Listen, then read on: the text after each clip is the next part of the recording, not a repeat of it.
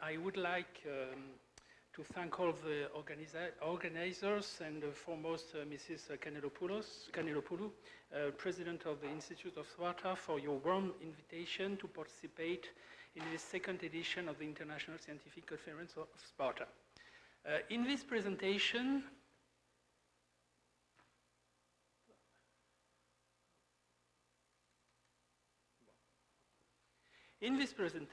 I will connect strategic importance of the battlefield and adventure of locating it by modern historians. The two elements are related. Questioning the strategic importance of the battlefield is asking how historians have represented the battle. Geographically, locating where the battle took place is important, but we will see the place of the battle has changed a lot. However, if the place has changed a lot, it is because some topographical and road network elements are not assured, and because, of course, because the course of a battle is also not completely assured too. This map is based on the great book of Yanis Pikoulas, to whom I wish to pay a posthumous tribute. And you can see first topography. You can see the valley, the Arakotivotico, Kelefina, Oinus, the Turlovuni, the Lankozuni, the Turles. You can see modern Sellasia, which is ancient Volia, Aios Konstantinos, which is Sellasia until a paper of Pritchett 1965, Palaiogoulas, which is Sellasia from this famous paper of Pritchett, confirmed by the Laconian survey. The road network, several roads. First, ancient road, Pikoulas number 4, which remains of Amaxelatoi Odoi, sort of highways of wheel carts. Here, you can see on the top of the map, and here, perhaps. It is the road from Sparta to Tegea, with Klissura. Ancient road Pikoulas number 26, with remains here, Milou Revma. It is the road from Sparta to Kinuria via Vassaras, Parnon.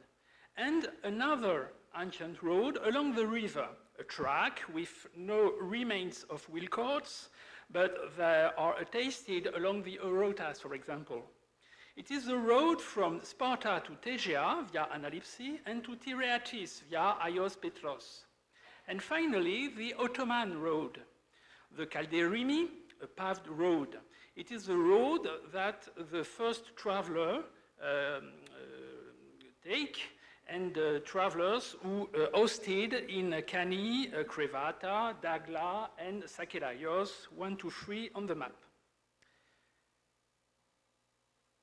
Who located the battlefield and with what sources? Who? Below the table of English, German, French, Greek, and American travelers or historians list by year of publication who participated. The adventure began in early 19th century and continues to this day. So you see a lot of people. What sources? Almost known archaeological sources. 2 funerary stela, no coins, no weapons, but 3 literary sources, mainly Polybius, book 2, and Plutarch, Life of Cleomenes and Life of Philopoemen. Plutarch uses both Polybius and also the history of Philarch, now lost. Philarch is a favorable source to Cleomenes. He wrote the same decades before Polybius, and Polybius violently criticized Philarch, a bad historian, according to him, but also uses his book.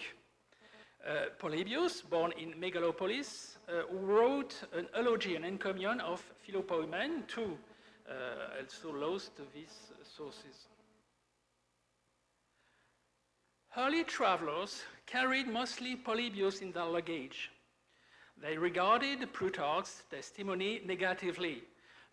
For example, Ross said, Plutarch only confused what the great historians as explained with great clarity.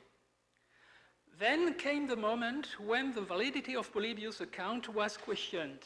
For example, Delbrück, Romeyer, Soteriadis, etc., each one took from Polybius only what went in the direction of his reconstruction of the battle. Today, Polybius is considered reliable, even if he tells the battle from the Macedonian side and with a certain megalopolitan patriotism. And we must consider that Plutarch usefully completes it, as I demonstrated about the betrayal of Damotele, the commander of Cryptoi, during the battle. Polybius precisely indicates geographical data for the location. You see on the list from Polybius. And this is the Polybian composite portrait, a sort of portrait robot, to locate in the battlefield. So, a river, Oinus, a pass, two hills, Hevas and Olympus, on one either side of the pass and river, a road running along the bank of the river, each hill fortified with trenches and palisades. The Gorgilos, a river at the foot of the Hevas, which protects a dozen's camp and serves as a hiding place for the Illyrians and the other troops to begin the battle. And the village or fortress of Sellasia, which does not appear in the story from Polybius. Note that Polybius gives no indication of cardinal points, nor does he even speak of right or left rings. He indicates the position of the troops in relation to Hevas and Olympus. In theory, this reversal is possible. Polybius gives the number of soldiers of the Macedonian side, but the Lacedaemonian numbers are mostly estimated. Just this slide. In the adventures of locating the battlefield by modern historians, several phases can be distinguished. The first one, I mean the years 1800, 1846, consisted in determining the place of the battle. Here the person involved may need travelers. You see the list.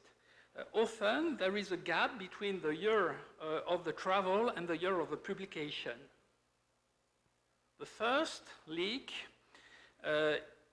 first proposed to place the battle at the confluence of the Veria and Titsina rivers near the Ayi Saranta monastery. You can see on the map. And on this map, one can see this first location of the battle by lake. It's L1. You can see here. Thereafter, Leek abandoned its and placed the battle, L2, downstream at the confluence of the Arakova, Oinus, and Tsitsina, Gorgiros rivers, both forming the Kelefina. At the same time, Leek thought that Cankrevata was ancient Carius. Rose, in 1836, 1841, demonstrated that L2 was unsustainable for convincing reasons, topographical and strategic reasons.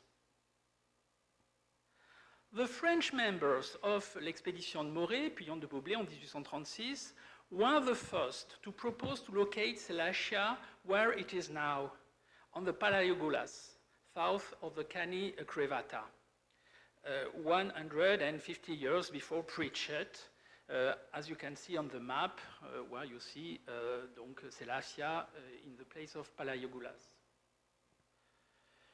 However, Rose, who arrived in Sellasia in early 1854, a few days after Jocmus had just left, located Sellasia on the Ios Constantinos. What about Palaiologoulas? It is a temporary refuge for the inhabitants of Sellasia at a time when the city was being destroyed, I think, Ross considers the Gorgilos to be the Refma Baraka, just south of the Cancrevata. Oinous is Clefina. And from Polybius, he sees a battle at the intersection of the road Calderimi, coming from Tegea, and the road coming from Arakova and Vrestena. Olympus is Barbosthenes, the Berg of Vrestena.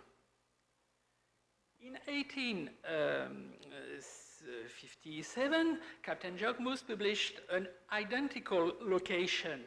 The toponymy is more accurate, Tourlis, Provata, than Curtius, but Curtius is directly inspired by Rose, or than Sacellarius, who located the hills just before reaching the Canivolia. Thereafter, the location was accepted until the end of the century by Burschen, Loring, etc. By triangulation, Jogmus is the first to accurately place troops on the battlefield, like in a pitched battle. There is not exactly what Polybius says, only mentioning Cleomenes' side and saying, the position being at one and the same time a fortified camp difficult to approach and a line of battle ready for action. Jogmus locates entrenchments on the Tourlis. You can see on the map. He probably did not find any evidence of them on the Provata. Note a discordant voice, the Atlas of Kiepert. He made an excellent atlas, and he put a reversal image of the battlefield at the confluence of the Arakova, Oinous, and the Vrestena, Gorgilos rivers for the upstream of the pass. You can see here. But in the atlas of 1872, everything is almost back to normal, almost because Gorgilos is at the same place and the same place that than on this map on the right. The next period from 1900 to 1931 is that of the new Battle of Sellasia, as Miltiadis Michalopoulos rightly calls it. This battle began when Johannes Kromayer of Strasbourg University responded to a Delbrück professor in Berlin. Delbrück considered that Polybius is not reliable. For Kromayer, it is, if one follows Kromayer's reconstruction published in 1903. You can see all the steps of this battle. It's very complicated. Thereafter, Roloff, a student of Delbrück, Lamert, Georgios Sotiriadis, rightly criticized the reconstruction of Kromayer, but in vain. Despite all the remarks made to him, Kromayer stood his ground, unlike Eucleidas.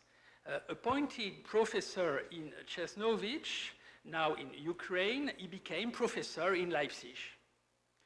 Lamert and Sotiriadis have clearly seen the impossibility of considering the Kurmeki Refma as the Gorgilos, and thus the Palaiologoulas as the Evas. They argued that, in Kromayer's condition, it was impossible to hold the possession for several days before the battle. Unrealistic distances, too short, too steep. Kromayer's defensive walls are Palaiologoulas' walls, a fortress. And Kromayer misinterpreted the road network. That's all.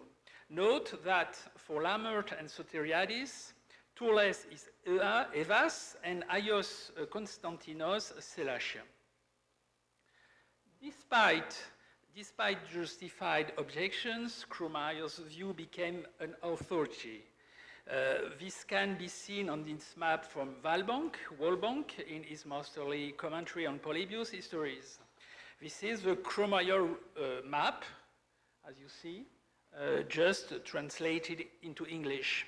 Below, the view proposed by Lammert, which did not have a posterity. The years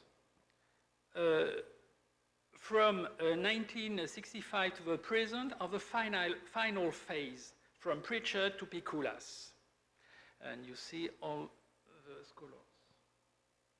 This map from Pritchard shows that this great specialist in battlefield topography did not attempt to place troops, but he did identify some key elements. One, a low wall several hundred meters long, which cannot be photographed, say Pritchard, but which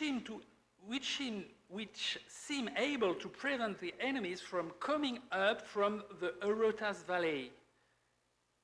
Here, just on the north of Tourles. Two, the dry stone walls that Jacquemus considered to be the entrenchments of the battle along the Dagla Ridge. You can see here and the photography of that walls.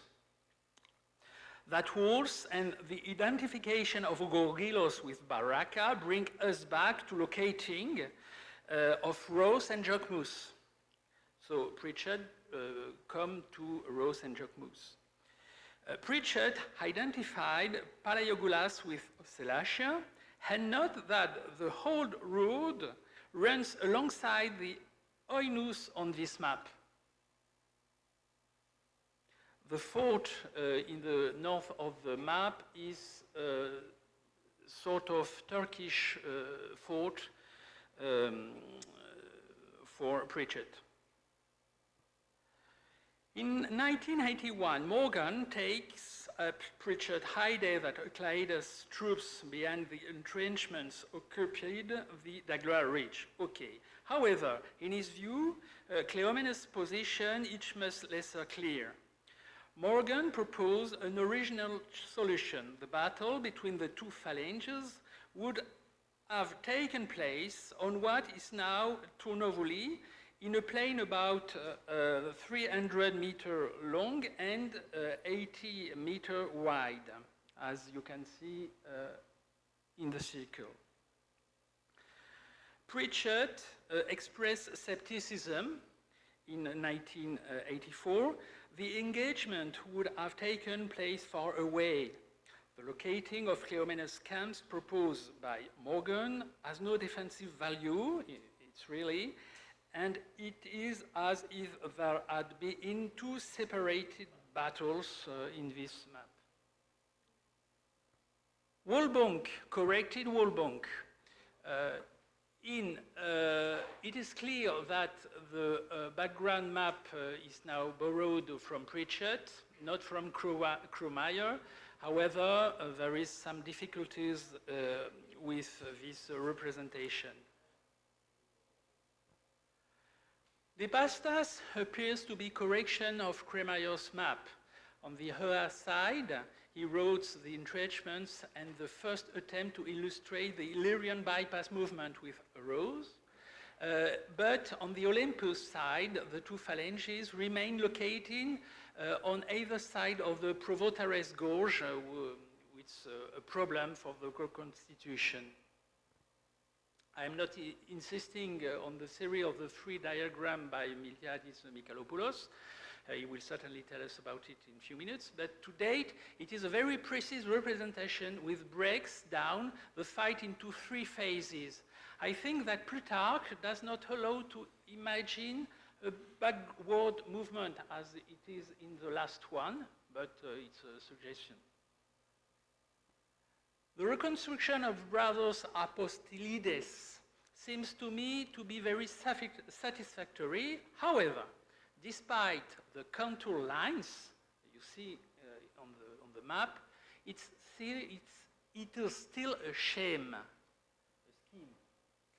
It remains difficult to locate the troops on the battlefield of Sellasia. This is mapped from Apostolides, and that shows it clearly. The troops are in the air and cast a shadow on the ground. Conclusion. It is possible to go a little further, taking into account, in my opinion, the fact that Polybius is reliable, but must be complemented with Plutarch, much more elusive. The solution is in the text, but also on the ground. Question, what about the 5 stages pushback of the Cleomenic phalanx, for example?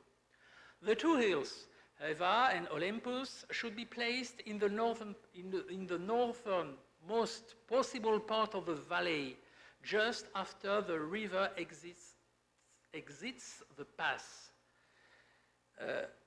3, it is less a pitched battle than an assault on defensive positions. 4, shouldn't the road along the river be preferred because otherwise the pass mentioned by Polybius, Aisodus, is less well understood? And 5, the location of the Macedonian camp is the key of the problem, and therefore also to the Gorgilos. I would be tempted to place this torrent a little further upstream. So finally, a proposition of reconstruction. Dozens camp Macedonians and the Alice station there from several days would be Stenolaka. Gorgilos just upstream from Baraka, you see where is it on the map. Tourles, it's okay, Cleidas camp, which entrenchments below, and between Tournouvoli and voilà, Cleomenes camp Pyrrhus, but it's a hypothesis. Thank you.